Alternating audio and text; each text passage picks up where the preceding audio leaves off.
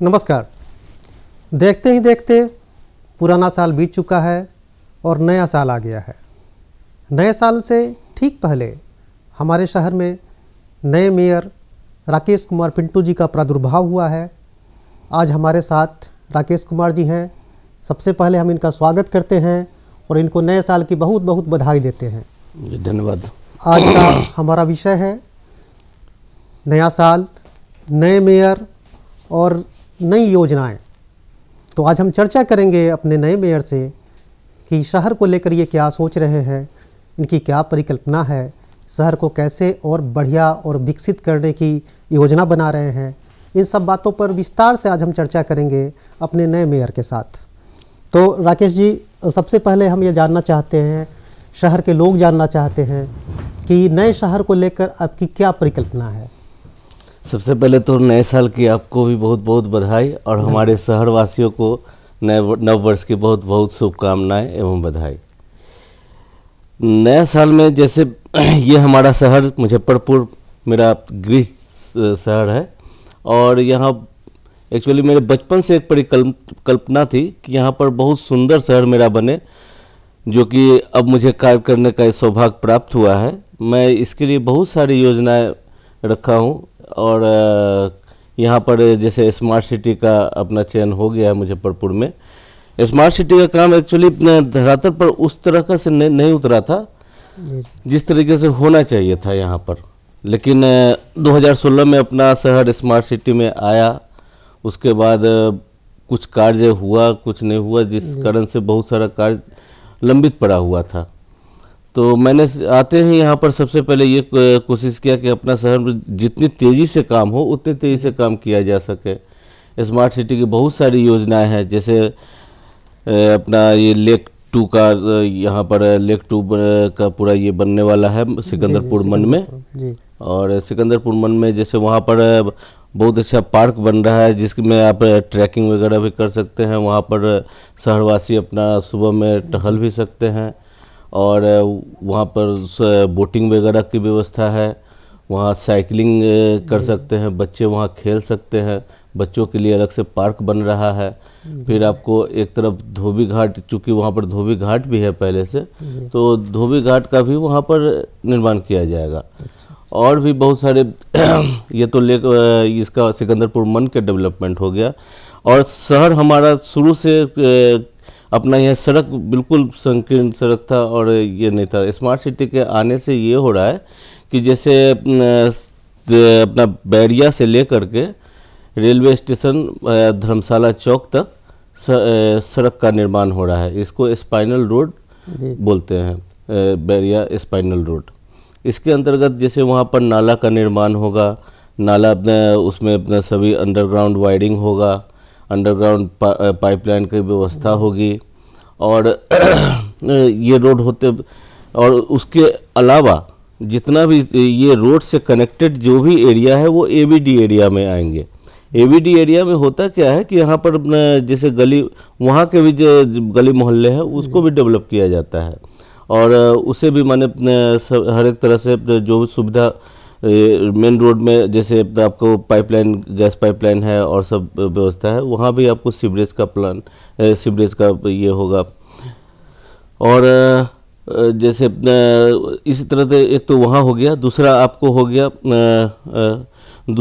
आपको जैसे आदर्श नगर थाना है, वहाँ से लेकर के वो भाया अपना सरियागंज होते हुए वो जाएगा आपको यहाँ अखाड़ा घाट होते हुए अखाड़ा घाट तक।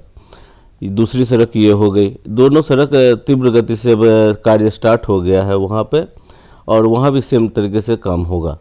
और सूतापट्टी और इस्लामपुर रोड और बैंक रोड और बैंक रोड, ये सब आपको एबीडी एरिया, ये स्पाइनल रोड में उसको भी कन्वर्ट किया जा रहा है। और वहाँ का भी डेवलपमेंट पूरी तरीके से होगा। जैसे वहाँ की जितनी अपना सूतापट्टी मेन हार्ट है, सूतापट्टी में है क्या कि जैसे अपना बहुत पुरानी मंडी है कपड़े की वो, और आज से नहीं बरसों से ये मंडी चले आ रही है।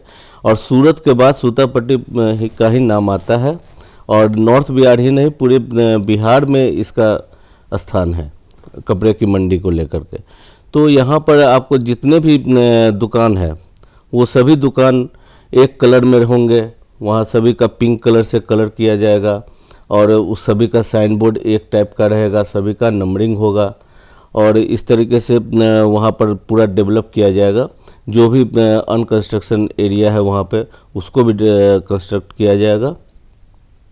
इस तरीके से बहुत सारी योजनाएं हैं अपने शहर में जो धरातल पर आएंगी। जैसे सिटी पार्क हो गया, जुब्बा सैनी पार्क हो गया, ये और भी एक और पार्क है सिटी पार्क, जुब्बा सैनी पार्क और ये इंदिरा गांधी पार्क। ये तीनों पार्क का डेवलपमेंट हो रहा है। तीनों पार्क में चूँकि अपने यहाँ पार्क बिल्कुल नहीं थी, पार्क के नाम पर जीरो था, सिर्फ जुब्बा सैनी पार्क था, वो भी नहीं था, लेकिन अब जाकर के वो उसका भी सुधार होने जा रहा है और कायाकल्प हो जाएगा मुजफ्फरपुर का इन सब योजनाओं के अंतर्गत। मेयर साहब, ये स्मार्ट सिटी की आपने बात की, तो योजनाएं तो बहुत है और धीरे धीरे आप जैसा बता रहे हैं कि काम भी शुरू हो चुका है। जी, सारा कुछ होगा। तो हम अगर उसको बारी बारी से बात करें तो आपने अभी सिकंदरपुर मन की बात की। जी। तो सिकंदरपुर मन के सौंदर्यीकरण और वहाँ पर बोटिंग हो, साइकिलिंग हो, इसकी बात तो बहुत लंबे समय से हो रही है जी। तो उसमें कैसे, क्या उसका मसौदा क्या होगा और वह कैसे वहाँ पर विकास करेगा, उसमें कितना समय लगेगा? इसका डीपीआर वगैरह तो बना होगा, लेकिन हम उसकी गहनतम बात नहीं करें। हम अगर सूक्ष्म रूप से उसको देखें, जैसे शहर के लोग अगर जानना चाहें कि वह कैसा बनेगा, क्या क्या होगा वहाँ पर, तो उस पर थोड़ा बताइए कि कैसा उसका स्वरूप होगा। बड़ी खुशी मिलती है जानकर कि बहुत अच्छा लगेगा वहाँ पर पार्क बन जाएगा। तो वहाँ पर एक्चुअली जो पार्क बन रहा है वो वाटर पार्क बन रहा है, और वहाँ पर उसका चारों तरफ ग्रीनरी ये रहेगा, पेड़ पौधे लगेंगे, जगह जगह झूला लगेंगे जहाँ बच्चे खेल सके, और फिर साइकिलिंग ट्रैक बनेगा जहाँ पर बच्चे साइकिलिंग करेंगे, बोटिंग होगा, वहाँ पर बोटिंग की सुविधा होगी, पिकनिक लोग संडे को वहाँ जा कर के पिकनिक मना सकते हैं। और फिर जैसे बहुत सुंदर उसका डीपीआर था, यहाँ पर तो हम लाए नहीं तो आपको दिखाते कितना सुंदर है अपना ये सिकंदरपुर मन बनने वाला है आज। और उस समय जब आप देखेंगे जिस समय बन के तैयार होगा बिल्कुल अलग दिखेगा वो आपको। और वहाँ पर एक और वहाँ पर ये प्लांट आ रहा है, वो एसटीपी प्लांट लेक 1 है वहाँ पर बगल में, ये लेक 2 का काम हो रहा है और लेक 1 में होगा। क्योंकि वहाँ पर गहराई कम है, थोड़ा सा पानी का लेवल कम है, तो उसको हम लोग पानी को हटा करके फिर से उसको गड्ढा करवाएंगे। वहाँ गड्ढा होगा, पूरा गहराई होगा, और उसमें जो शहर के वहाँ पर एसटीपी प्लांट बैठने वाला है, और एसटीपी प्लांट बैठा करके जितने भी गंदे नाले के पानी हो रहा है वो स्वच्छ करके उसमें डाला जाएगा, और उसको भी डेवलप करने का प्लान है अपने स्मार्ट सिटी में। अच्छा, ये सर ये कब तक प्लान है कि ये पूरा हो जाएगा सिकंदरपुर? ये प्लान एक्चुअली अब जाकर एक्चुअली इसमें बहुत सारी काम होती है, सर्वे होता है, उसके बाद अतिक्रमण सब है वो सब हटाया जाता है, तो इसमें थोड़ा सा टाइम लगता है। और करीब करीब सर्वे हो चुका है, अपना सब चीज़ हो चुका है, अब लेआउट सब स्टार्ट हो गया है।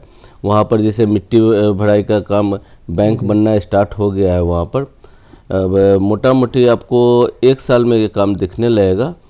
अभी काम स्टार्ट हुआ, चूँकि इसका 2 साल की अवधि थी, तो 2 साल की अवधि में पूरा करना था, जिसमें से मोटा मोटी आपको 6 महीना 9 महीना के आसपास निकल चुका है। लेकिन उस अवधि में चूँकि कोरोना पीरियड आ गया था, जिसके कारण काम धीमा हो गया था, अब जाके तेज़ी हो गया काम में, और वहाँ पर बहुत जल्द अगले साल के 2000 जी बिल्कुल हम 2023 की में, अगर 23 की शुरुआत में सारा कुछ जी आप 23 का हम शहरवासी से कहेंगे कि वहीं पर आप लोग पिकनिक मनाइए नववर्ष की, और बहुत अच्छा लगेगा वहाँ पर लोगों को। अच्छा, एक बात पर देखा जा रहा है कि जैसे स्मार्ट सिटी में अतिक्रमण हटाया जा रहा है, नगर निगम लगातार काम कर रही है हटाने का, लेकिन फिर अतिक्रमण फिर 1-2 दिन के बाद फिर वही स्थिति हो जाती है, तो उसमें क्या, कैसे उसको दुरुस्त किया जाएगा? कैसे ठीक किया जाएगा? अपने यहाँ फुटपाथी दुकानदार काफ़ी हैं, जो गरीब लोग हैं वो लोग वहाँ पर अपना अपना दुकान लगा के रोजी रोटी कमा रहे हैं। सब्जी वाले हैं, कपड़े वाले हैं, फिर और सब भी जो जूस वगैरह बेचता है, ठेले वाले, रेहड़ी वाले हैं, ये सब भी वहाँ पर थोड़ा सा उन लोग को, चूँकि उन लोगों के पास अब अस्थायी दुकान है नहीं, तो वो लोग भी कहाँ जाए, वो फुटपाथ पर लगा करके अपनी जीवयापन कर रहे हैं। लेकिन नगर निगम उन लोगों के लिए भी एक चीज़ सोची है, वो अपने यहाँ अपने वेंडिंग जोन बनने जा रहा है स्मार्ट सिटी के अंतर्गत। पहला वेंडिंग जोन तो देना वैन के पास में है, दूसरा लक्ष्मी चौक पर MIT का जो बाहरी परिसर है वो कैंपस के सटे हुए, वहाँ से लेकर के पुष्पांजलि विवाह भवन तक एक वेंडिंग जोन बनेगा, जिसमें इधर के जो लक्ष्मी चौक ब्रह्मपुरा होते हुए मेहदी चौक के जितने फुटपाथी दुकानदार हैं सभी को वहाँ पर शिफ्ट किया जाएगा। और कंपनी बाग और में जो फुटपाथी दुकानदार है या फिर सरियागंज वगैरह साइड में, तो वो लोग देना बैंक आपको यहाँ हो गया अपने खाड़ाघाट रोड में, सिकंदरपुर खाड़ाघाट रोड में है, तो वहाँ पर उन लोगों को शिफ्ट किया जाएगा। एक और वेंडिंग जोन बन रहा है आपको पानी टंकी के पास में, तो वहाँ पर भी उधर के जितने दुकानदार हैं उनको वहाँ शिफ्ट किया जाएगा। इसी तरह जगह जगह हम लोग चिन्हित कर रहे हैं और कहाँ कहाँ वेंडिंग जोन बने, जिससे फुटपाथी दुकानदार को वहाँ शिफ्ट किया जा सके। ये सब का प्लान है, अब देखते हैं। ये तो अच्छी पहल है कि नगर निगम उन लोगों को दुकान का एक साधन उपलब्ध करा रहा है कि वो लोग अपना दुकान चलाएं, अपनी आजीविका चलाएं। यह तो अच्छी पहल है। और एक बात लगातार कही जाती है कि जो शहर में बहुत सारे सरकारी स्कूलों के पास अपनी ज़मीन नहीं है और वहाँ 2-2 शिफ्ट में विद्यालय चलाने पड़ते हैं, तो निगम की कोई प्लानिंग है क्या कि स्कूलों को व्यवस्थित किया जाए और बच्चों की पढ़ाई बाधित नहीं हो? जैसे स्कूल अपने यहाँ सभी हैं, सभी सरकारी स्कूल जो भी है उनकी अपनी निजी ज़मीन है, अपनी ज़मीन है, वो उसी ज़मीन पर वो अपना स्कूल चला रहे हैं। लेकिन वहाँ पर स्कूल की स्थिति जर्जर हो गई है, वहाँ टेबल बेंच वगैरह सभी सब उतनी अच्छी कंडीशन में नहीं है। और प्लस सपोज जैसे वार्ड नंबर 3 में एक स्कूल है, वो स्कूल काफ़ी दिनों से जर्जर, एक ही उसमें 2 ही कमरा अभी कार्य के रूप में काम कर रहा है। तो इस तरह शहर में बहुत सारे स्कूल हैं जो जर्जर स्थिति में आ गए थे। तो इसी पर मैंने एक मुद्दा उठाया था, आपको 2 दिन पहले यहाँ अपने मुख्य सचिव के यहाँ अपने बैठक था हम लोग का स्मार्ट सिटी का, तो उसमें हमने प्रपोजल दिया कि सर अपने यहाँ जो स्मार्ट सिटी है, स्मार्ट सिटी में तो हम लोग आ गए हैं, लेकिन अपने यहाँ जो बच्चे हैं उनकी शिक्षा भी स्मार्ट होनी चाहिए और उसके लिए आप सर कुछ पहल करें। तो वो लोगों ने आश्वासन दिया है कि जल्द ही माने जैसे अपना स्मार्ट क्लासेज स्टार्ट हो जाएगा, हर एक स्कूल में बच्चे को स्मार्ट क्लास के रूप में वहाँ पर डेवलप करके दिया जाएगा, वहाँ पढ़ाई की सुचारू व्यवस्था होगी, नए बेंच टेबल वगैरह मिलेंगे और खेलने कूदने के लिए भी अपने बच्चे को अपना पर्याप्त सामान मिलेगा ताकि वो मनोरंजन भी उनका हो सके। और प्लस अच्छी शिक्षा के लिए जैसे अच्छे अच्छे टीचर्स की व्यवस्था की जा रही है, ये सब भी स्मार्ट सिटी के अंतर्गत आ रही हैं। इस कारण जर्जर जितना भी 2-3 स्कूल है जो स्मार्ट सिटी अपने रूप से उसको ये करेगी, डेवलप करेगी, और बाकी स्कूल में वो स्मार्ट क्लासेस और बेंच टेबल वगैरह देंगी। ये सब परियोजनाएं हैं। सर, एक शहर की बड़ी समस्या है कि यहाँ बच्चों के खेलने के लिए पार्क नहीं है। पार्क के लिए आपने जो शुरू में जो 2-3 जो पार्क का जिक्र किया है, वो भी एक शहर से एक जगह स्थित है जहाँ सभी वार्डों के बच्चे, सभी मोहल्लों के बच्चे वहाँ खेलने नहीं जा सकते हैं। लोगों को बड़ी आपसे उम्मीद है कि आप नए मेयर आपने पदभार ग्रहण किया है तो शहर के बच्चों के लिए आप कुछ करेंगे। तो नहीं, जरूर बच्चे हमारे एक्चुअली बच्चे के खेलने के लिए सही में जगह नहीं है यहाँ पर। बच्चे सीमित दायरे में ही अपने घर के आसपास खेलते रहते हैं। इसके लिए जैसे हम लोग ये पहल किए हैं कि स्टेडियम अपना बन रहा है यहाँ पर, सिकंदरपुर में स्टेडियम बन रहा है, वहाँ इंडोर स्टेडियम भी है, प्लस क्रिकेट ग्राउंड है, प्लस वहाँ पर वॉलीबॉल, फुटबॉल सभी के लिए अलग अलग ग्राउंड होगा जहाँ पर बच्चे जाके अपना खेल सकते हैं। ऐसे तो जिला स्कूल और भी स्कूल हैं जैसे अपना वहाँ पर जाके बच्चे खेलते हैं, LS कॉलेज वगैरह में जाके बच्चे खेलते हैं। तो वहाँ भी अपना हम लोग वहाँ डेवलप करेंगे कि वहाँ अपना क्रिकेट पिच वगैरह सही से बन जाए, ताकि बच्चे क्रिकेट खेल सके वहाँ पर, और भी जो भी खेल होता है वो सब अपना खेलें वहाँ। और चूँकि गली मोहल्ले काफ़ी संकीर्ण हो गए, जिसके कारण प्लेग्राउंड की कमी हो गई है, तो ये सब प्लेग्राउंड को डेवलप किया जाएगा। बहुत अच्छी बात है, प्लेग्राउंड बनेगा तो बच्चों के लिए काफ़ी सहूलियत होगी, बच्चे खेलेंगे, उनका शारीरिक विकास होगा। बहुत अच्छी पहल है आपकी। शहर की एक सबसे बड़ी समस्या पर हम आपसे बात करना चाहते हैं कि हमारा शहर प्रदूषित शहरों में पिछले 1.5 महीने से टॉप 10 के अंदर है। देश में जो 52 शहरों का जो रिकॉर्ड आता है प्रदूषण कंट्रोल बोर्ड से, उसमें रोज़ हमारा शहर टॉप 10 में आता है। तो शहर प्रदूषित होने से बहुत सारी समस्याएं हैं, लोग बीमार पड़ रहे हैं, सांस संबंधी बीमारियां हो रही है, और बच्चों को, खासकर बच्चों को भी दिक्कत हो रही है बुजुर्गों के साथ। तो इस समस्या के निदान के लिए क्या कुछ हो सकता है, क्या कुछ आपकी योजना है कि इसका अस्थायी निदान दिलाया जाए शहर को? एक्चुअली अपना शहर प्रदूषण के मामले में थोड़ा सा इधर आपकी बात सही है कि वो आया है। एक्चुअली धूल जो अभी कंस्ट्रक्शन हो रहा है चारों तरफ, अपने शहर में कंस्ट्रक्शन हो रहा है, स्मार्ट सिटी के अंतर्गत रोड नाला वगैरह बन रहा है, उसकी वो भी एक कारण है थोड़ा सा प्रदूषण का। लेकिन आखिर इसके लिए हम लोग बोले हैं कि आप डे टू डे जब भी आप काम करें तो वहाँ पर पानी का छिड़काव पूरी रोड में करें। वैसे भी हम लोग नगर निगम के तरफ से जितने भी प्रधान सड़क हैं और मुख्य सड़क जो भी हैं, वो सभी पर रोज़ सुबह और शाम हम बोले हैं कि पानी का छिड़काव कीजिए, ताकि पूरी तरह से मैंने ये प्रदूषण से मुक्त रहे। और सी बहुत सारे ये है जो काम किया जा रहा है, हम लोग कोशिश में लगे हुए हैं कि जैसे प्रदूषण से मुक्ति मिले। हाँ, प्रदूषण से मुक्ति, जो यहाँ का एयर क्वालिटी इंडेक्स जो हम लोग देखते हैं उसमें काफ़ी बढ़ा हुआ रहता है उसका AQI। तो उसमें जैसा आपने बताया कि शहरों में सड़कों पर पानी का छिड़काव कराया जा रहा है, उससे प्रदूषण कम होगा।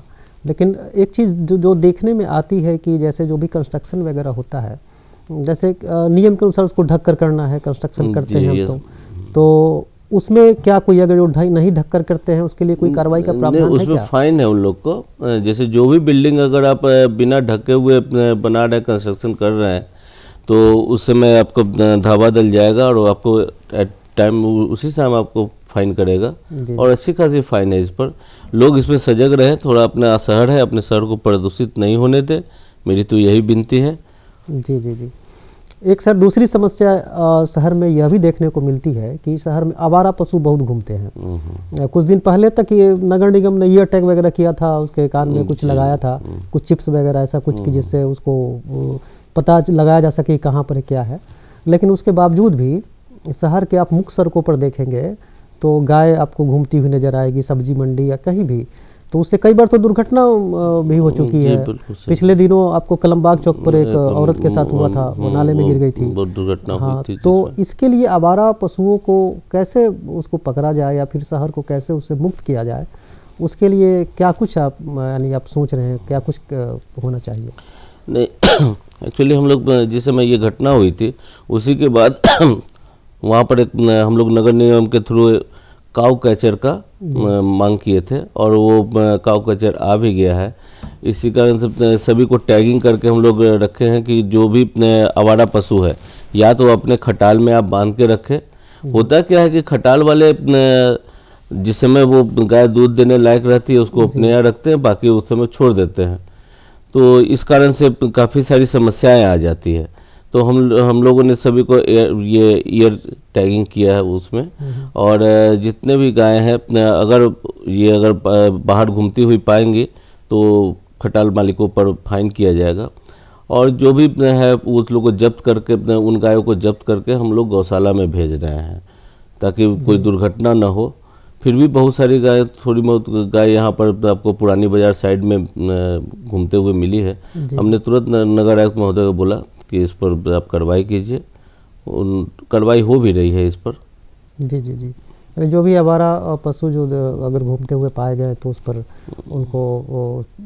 उनके मालिक को फाइन किया जाता है। जी जी, सभी को फाइन किया जाता है, और अच्छी खासी फाइन है उसमें जी। लेकिन फिर भी लोग अपना छोड़ देते हैं। अपने हम लोग तो ये करते हैं कि अगर आवारा पशु आपसे नहीं संभल रहा है तो उसको गौशाला में दे दें, गौशाला में जा करके जमा कर दे, गौशाले वाले उसका देख रेख करेंगे। जी।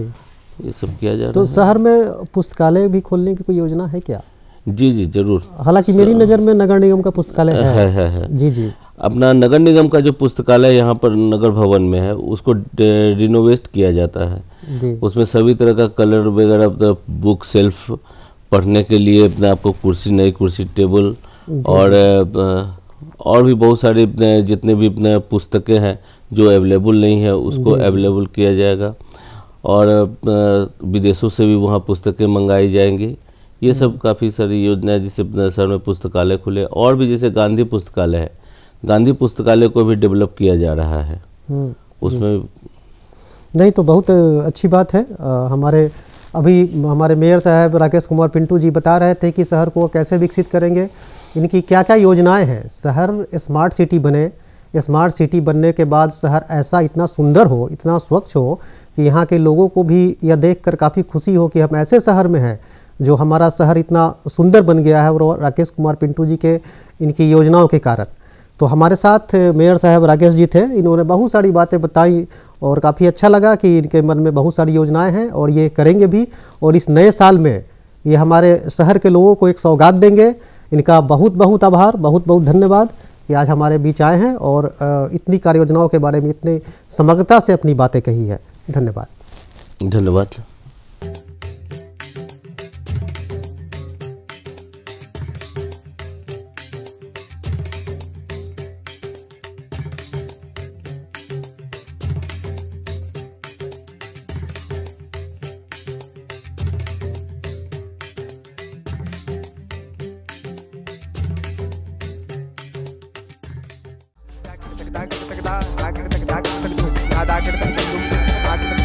Da